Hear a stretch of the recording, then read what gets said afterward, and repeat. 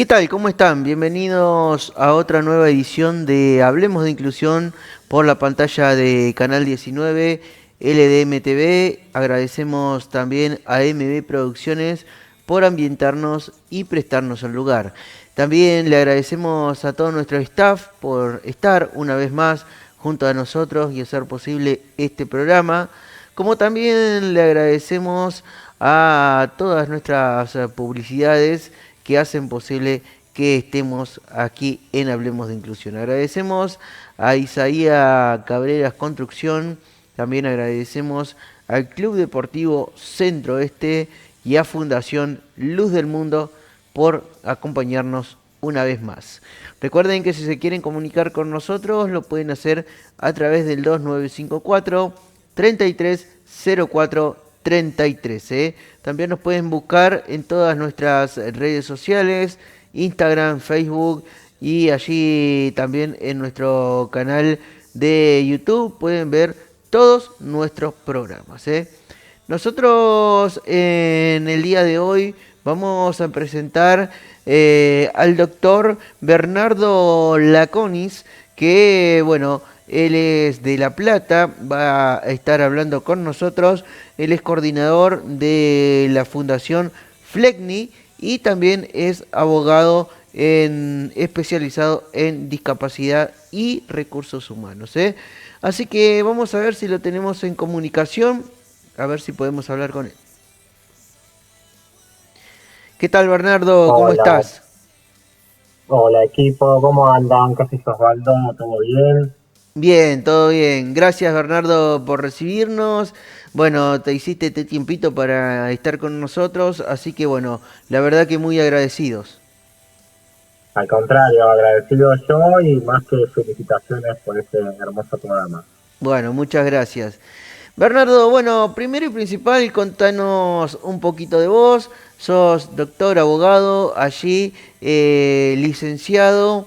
Bueno, te dictás para la discapacidad también, Sí. pero estás en una fundación. Contanos un poquito cómo llegó todo esto a tu vida, por qué te abocaste al sector de discapacidad y bueno, y cómo llegaste a la fundación.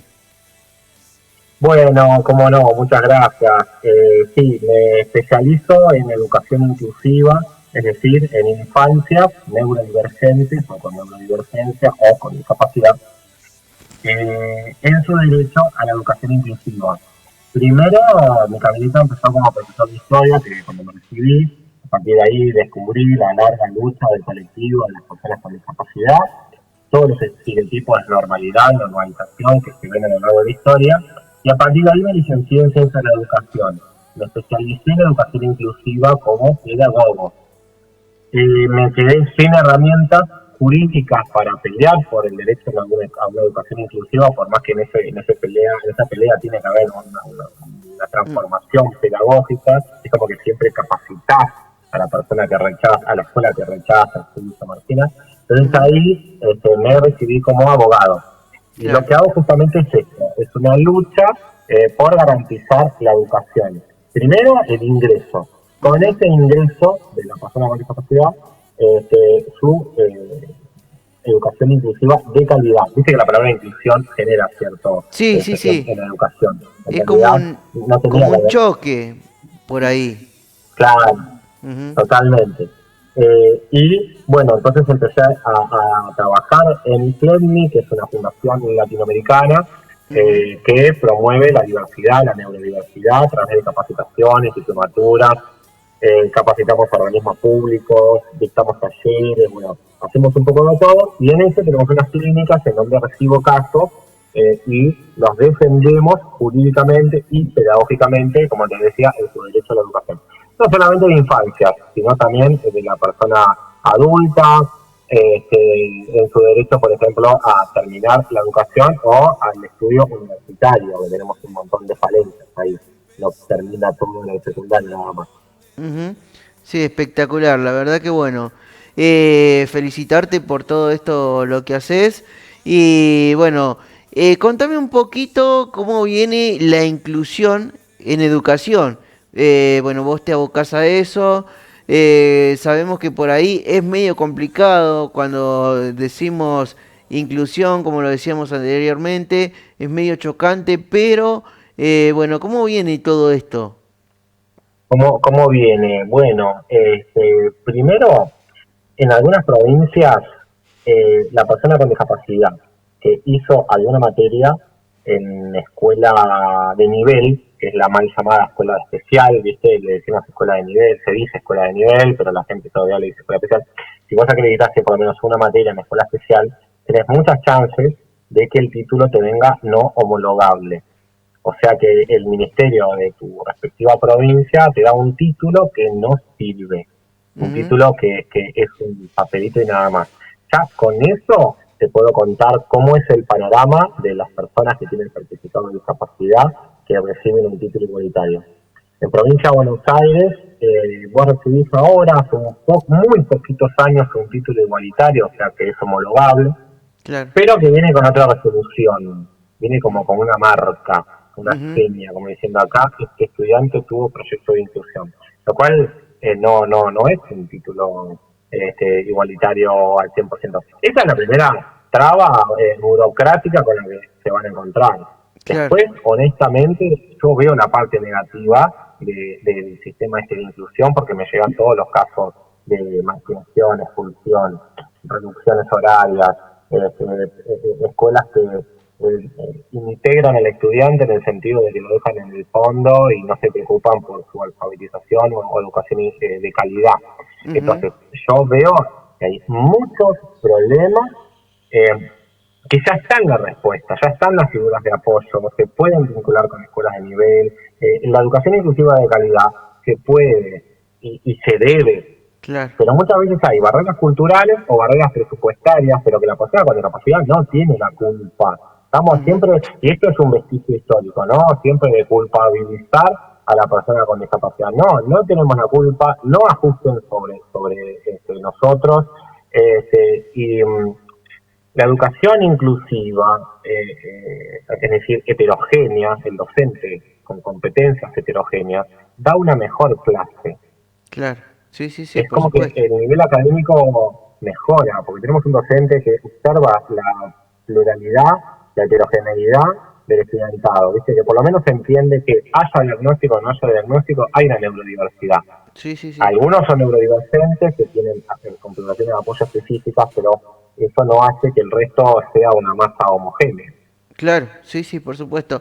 Vemos por ahí, bueno, no sé si pasa ahí en tu lugar, pero por ejemplo, acá en La Pampa, con el tema de educación, siempre te dicen, tenés que tener una maestra de inclusión.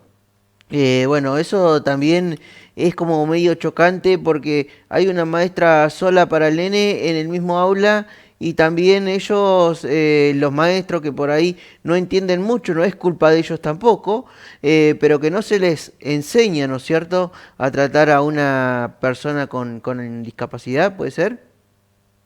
Puede ser porque si partimos desde los planes de estudio en los cuales los docentes se egresan, muchas de estas carreras le siguen diciendo, por ejemplo, o le dedican a la discapacidad una materia, por ejemplo, problemáticas del aprendizaje, como Ujú. problemática del aprendizaje. Está el concepto vetusto, es agresivo, es marginalizador. Ahora, todas las figuras de apoyo son importantes, porque de esa manera el docente no estaría trabajando solo.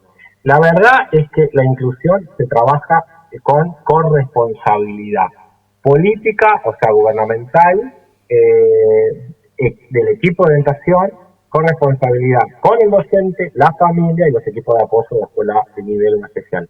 Con todo ese grupo, si está garantizada toda la figura de apoyo que prevé la ley, sí, va a andar bien.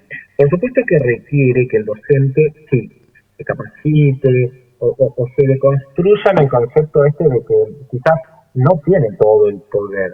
El docente va a tener que trabajar en corresponsabilidad, en equipo, interdisciplinariamente.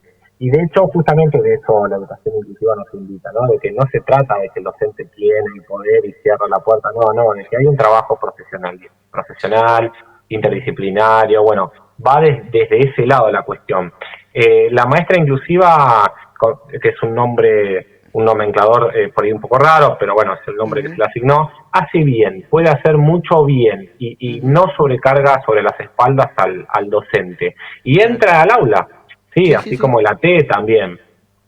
Sí, sí, por eso te consultábamos, porque entra al Sí. aula, da todo lo mismo que da la profesora, pero en especial a ese chico que lo tiene que atender, ¿no? Digamos, es así. Claro, exactamente. Bueno, acá, ojo que La Pampa tiene un régimen un poco distinto, bastante innovador al resto de las provincias. Ustedes Ujú. tienen asignado como más cantidad de horas, docentes de inclusión, tienen una vueltita muy interesante que yo lo quiero llevar acá a todas las provincias, básicamente. La maestra inclusiva específica que me estás mencionando vos, Sí, sí. lo que hace es la misma actividad o desarrollo áulico que hace el docente, Ujú. intentar constituir las configuraciones de apoyo para el estudiante. Por ejemplo, tenemos un docente, en mi caso yo, que voy a dar Revolución Francesa. Claro. Planifico con la maestra de apoyo, este es el tema que voy a dar, y la maestra de apoyo a la inclusión, que ahora en Buenos Aires le decimos directamente, maestra de inclusión, Ujú. lo que hace es ayudarme a que yo pueda realizar las configuraciones de apoyo o adecuaciones curriculares, y ahí se vino a la clase y ya tengo la secuencia didáctica de mi clase con las configuraciones adaptadas para determinado estudiante. O sea, me ayudó. Hasta a veces me elaboran los pictogramas. Yo en esto, bueno, ya estoy capacitado, por ahí digo, bueno, esto lo hago yo. Claro. Pero la maestra de inclusión está, ¿viste? Y emite los Ujú. pictogramas, las adecuaciones, recomienda. Y así cuando se viene la famosa evaluación, ¿viste? Bueno, Sí, ahí sí, está la sí. maestra inclusiva cumpliendo este rol de apoyo bastante para el profe también. Por supuesto que sí. Por otro lado, preguntarte, bueno, vos dijiste todo esto de La Pampa, que tenemos maestras bastante con horas, con muchas horas. Bueno, ¿por qué lo querés llevar a otras provincias? ¿Vos recorres otras provincias viendo qué es lo que pasa con la educación inclusiva y demás? Sí, a Flenny desde las clínicas, esta fundación latinoamericana, que nos pueden buscar en Instagram, Ujú. nos llegan casos de todas las provincias. Es latinoamericana, pero como abogado tomo casos a nivel federal, Claro. particularmente de provincia de Buenos Aires, pero de todas las provincias que consultan. Ujú. La realidad es que muchas provincias están en serios problemas. Provincia de Buenos Aires tiene un serio problema de financiamiento, Ujú. bastante mal, la verdad, pero es un poco indicio también de lo que vive en el resto de las provincias. Hay provincias que siguen emitiendo títulos no homologables, por Claro. ejemplo. Eso es completamente inconstitucional. Me animo a Ujú. decir inconstitucional porque las personas con discapacidad están protegidas por un tratado de derechos humanos, por la Convención de los Derechos de las Personas con Discapacidad, que en Argentina tiene jerarquía constitucional, nada más y nada menos. Y uno cita el artículo 24 y ahí ya tenés las garantías constitucionales para la Argentina. La realidad es que muchas provincias tienen falta de capacitación, falta de presupuesto y ataques burocráticos muy agresivos y constitucionales como esto que te acabo de decir. Y además, por ejemplo, en algunas provincias para ser docente tenés que presentar un psicofísico, que es un certificado de aptitud que traba al estudiante docente con discapacidad que quiere convertirse en profesor tomando horas. Entonces, es agresivo, es bastante violento. Yo creo que estamos dando pasos importantes, pero hay que darlos garantizándolos con firmeza, con política pública, con planeamiento, porque realmente se viven situaciones muy desesperantes en Ujú. muchas provincias. No me animo a decir todas. Yo, por las evaluaciones que hacemos, sí, La Pampa tienen muchas cosas para decir, pero es una de las mejorcitas. Claro. Sí, sí, sí. El resto de las provincias es increíble. Por supuesto que sí. Ahora te pregunto, Bernardo, ¿qué es la neurodivergencia? Bueno, cuando hablamos de neurodivergencia, nosotros hablamos Ujú. de personas que tienen un procesamiento sensorial no neurotípico, es Sí, sí. decir, específico. Ujú. Pueden tener hipersensibilidad o hiposensibilidad. Es decir, son personas que reciben sobrecargas, que procesan la sobrecarga sensorial de una manera distinta, como el sonido, el ruido, los colores, los olores, el tacto, quizás lo procesan de una manera distinta a los neurotípicos. Eso les genera una sobrecarga sensorial y necesitan autorregularse. Estoy hablando de personas autistas, estoy hablando de personas con TDAH y demás. Son diagnósticos que se realizan a través de test internacionales, que nosotros los hacemos, pero acá hay un debate, ¿viste? Se diagnostica como proceso evaluatorio. Tiene que ver el diagnóstico que se emite, por ejemplo, autista, con una identidad, con quién soy, cómo me hallo en el mundo, cómo proceso sensorialmente. En estos diagnósticos puede salir, por ejemplo, que el ruido es lo que te sobrecarga sensorialmente y que no lo procesás de una manera distinta. Por ejemplo, para desregularte, mordés, golpeás, pateás. Eso es una estereotipia, es una descarga sensorial.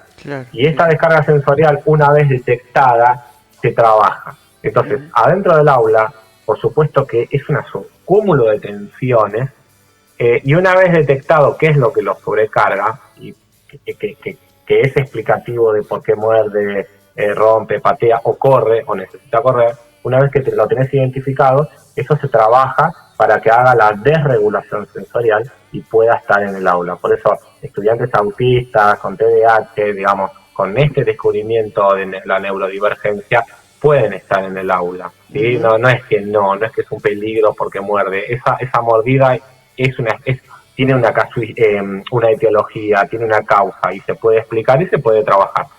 Sí, por supuesto que sí. Como cualquier otra discapacidad, creo yo, ¿no?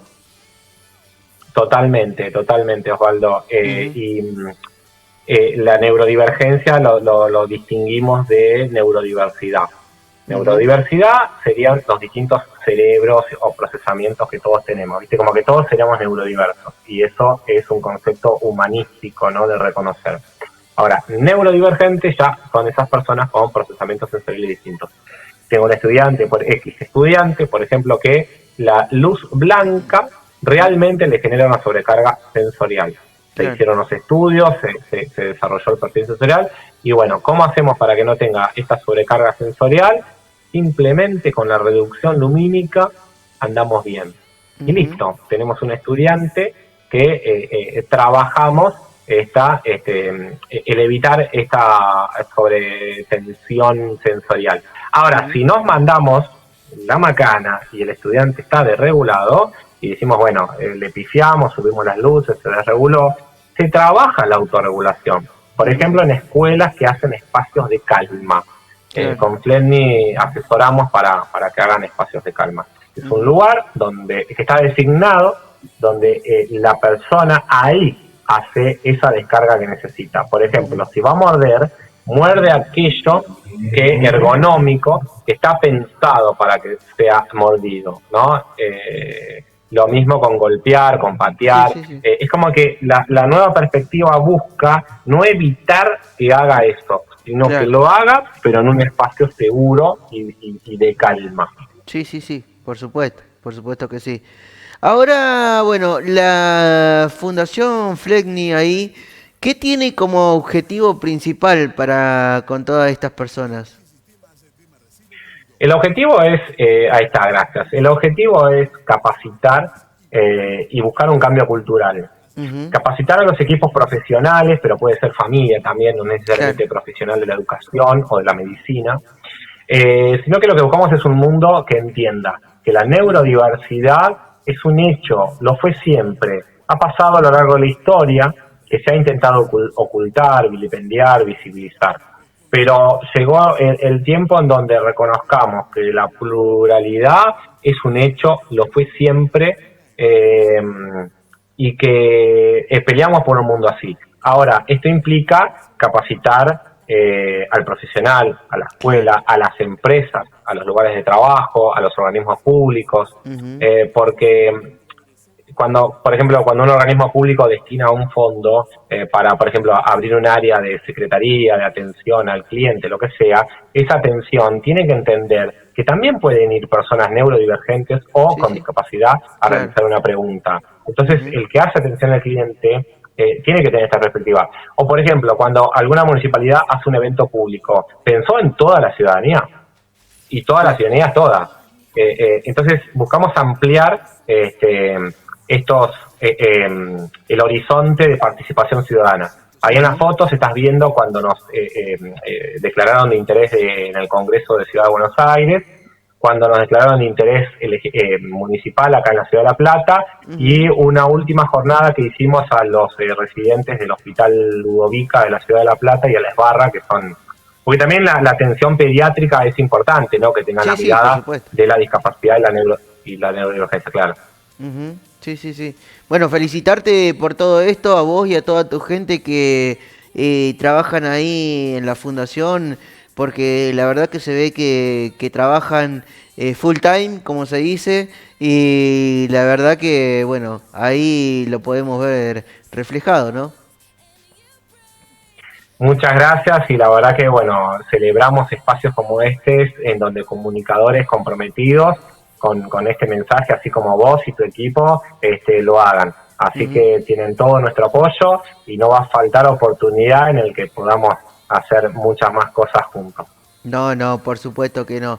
Ahora, Bernardo, te pregunto por el tema Sí. de, bueno, la inclusión, decías los organismos municipales, gubernamentales, demás, espacios privados, el trabajo para la persona con discapacidad, ¿cómo viene ese tema?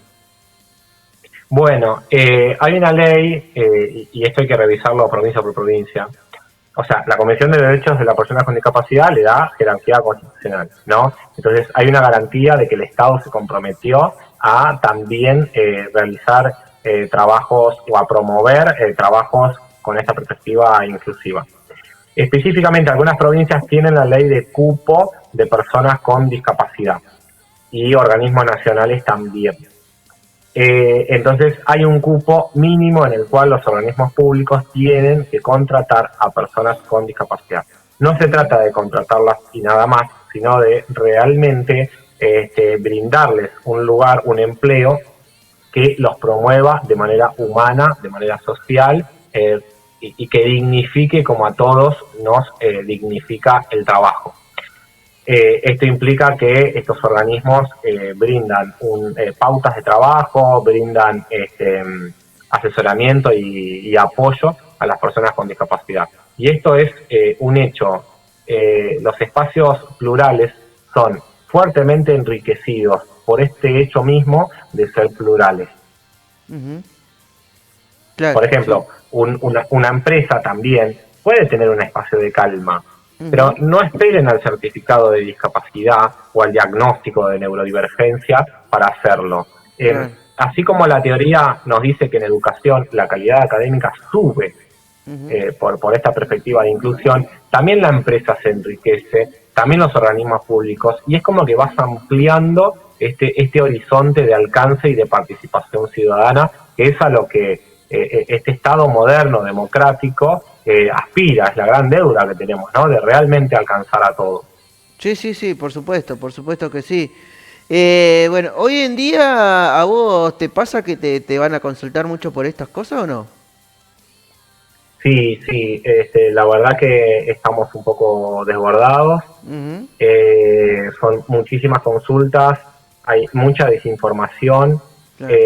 y hay un sistema de poder, si querés pensarlo así como más sociológicamente, Sí, sí, que sí. opera sobre las familias de las personas con discapacidad, en donde Ujú. por ahí sienten culpa, sienten miedo, sienten Claro. espacios laborales completamente agresores, deshumanos, deshumanizantes, y por ahí vienen con miedo a preguntar, che, la realidad es que es un derecho, está conquistado, ya no se discute, no tiene que operar en este sentido, viste, la culpa, el miedo, no, Ujú. esto no estamos más en el siglo XIX, en el siglo XX, tenemos que Claro. ser promotores del cambio Y en eso nosotros como fundación y yo como abogado de la fundación lo buscamos acompañar.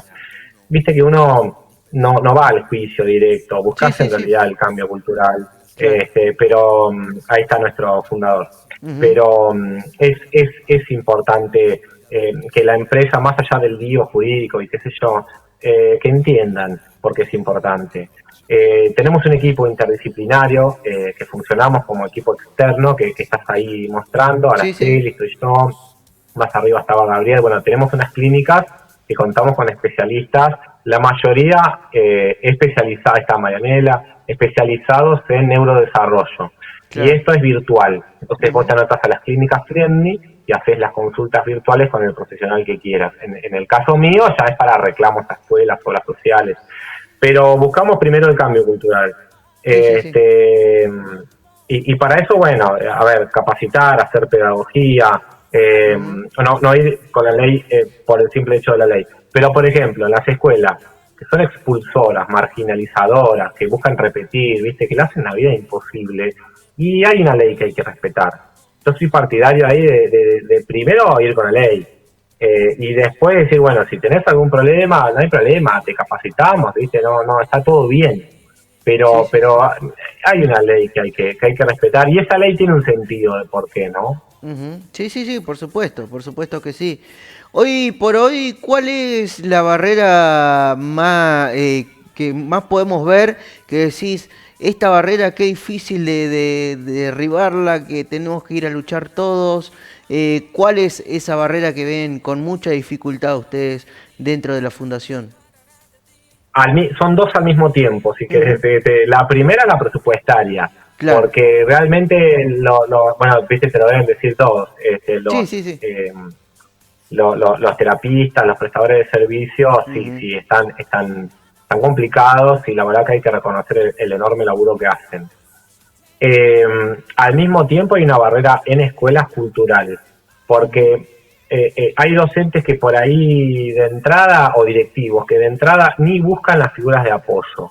Y vos decís, che, pero tenés la figura de la T, que le podrías haber dicho a la familia que busque, o tendrías la figura de la maestra de inclusión con un dispositivo de educación inclusiva, con un PPI, bueno, un montón de recursos que la escuela puede hacer para garantizar una educación inclusiva de calidad. Y no lo pediste, evaluaste a todos de la misma manera. Cuando viste la perspectiva heterogénea del aula, te invita a que eso no lo hagas, porque no somos todos iguales y me Claro. tomaste lo mismo. Entonces ahí hay una cuestión cultural. Ujú. El docente empático es otra cosa. El Claro. docente empático y el directivo empático busca la manera. Ujú. Pero bueno, no queremos precarizar, sabemos que no tiene que recaer todo sobre el docente, entonces por eso digo la parte presupuestaria. Pero Claro, bueno, sí. la realidad es que este, la barrera cultural que rechaza, que te dice yo por qué les tengo que enseñar o qué hace Ujú. este niño en esta escuela y un montón de otras frases completamente hirientes, Sí, sí, sí. si no estuviesen y darían menos trabajo, ¿viste? Sí, Pero sí, bueno, sí. Por supuesto que sí. Bernardo, bueno, ya para ir cerrando, primero y principal, te decimos nuevamente muchísimas gracias por este contacto. Redes sociales, ahí la estamos viendo, contactos, si querés repetirlos, hacelo. Bueno, y ahí estamos viendo en imagen. como no, bueno, la Fundación Splendid lo podés encontrar tanto en internet como en Instagram y Ujú. después para escribirme a mí privadamente, mi Instagram es incluir hoy. ¿Por qué paso mi Instagram? Porque por ahí la fundación tiene muchos seguidores Ujú. y no queremos que se pierda ningún mensaje. Pero yo pongo en contacto rápidamente a la fundación, por ejemplo, a la hora de buscar capacitación para empresas, organismo público o para docentes o escuelas, y bueno, se ponen en contacto de última conmigo y ahí yo los linkeo con la fundación, que con mucho gusto estamos abiertos a aportar este grano de arena importante que queremos sumar. Por supuesto que sí. Bueno, Bernardo, muchísimas gracias por este contacto. Sabés que las puertas de Hablemos de Inclusión están abiertas para lo que ustedes deseen comunicar, cuando lo deseen. Así que, por supuesto, seguimos en contacto. Te doy nuevamente las gracias a vos y a toda la fundación porque la verdad que el trabajo que hacen es enorme y ojalá que todo esto siga. Muchas gracias Osvaldo, equipo, la verdad que es un gusto, una alegría estar en este programa tan premiado. Y si fuiste recolectando preguntitas de educación inclusiva y esas dudas que por ahí tiene la gente, con mucho gusto nos volvemos a encontrar para irlas respondiendo, ¿vale? Por supuesto que sí. Así que bueno, muchísimas gracias nuevamente y será hasta cuando nos volvamos a encontrar. Muchas gracias. Ahí pasaba entonces Bernardo Laconis, doctor y abogado allí de la Fundación Flegni, que también nos hablaba de todo lo que tiene que ver con discapacidad en educación, sectores privados y demás. También estuvimos hablando un poco de la neurodiversidad, así que bueno, muchísimas gracias a él y a su fundación. Agradecemos a todo el staff también por habernos acompañado una vez más. También agradecemos a MB Producciones y a Canal 19 por prestarnos y ambientarnos el lugar. Y también a todos los que hacen posible este programa, como Fundación Luz del Mundo, Club Deportivo Centro Oeste y también a Isaías Cabrera Construcciones. Si querés comunicarte con nosotros, lo podés hacer a través del 2954 330433.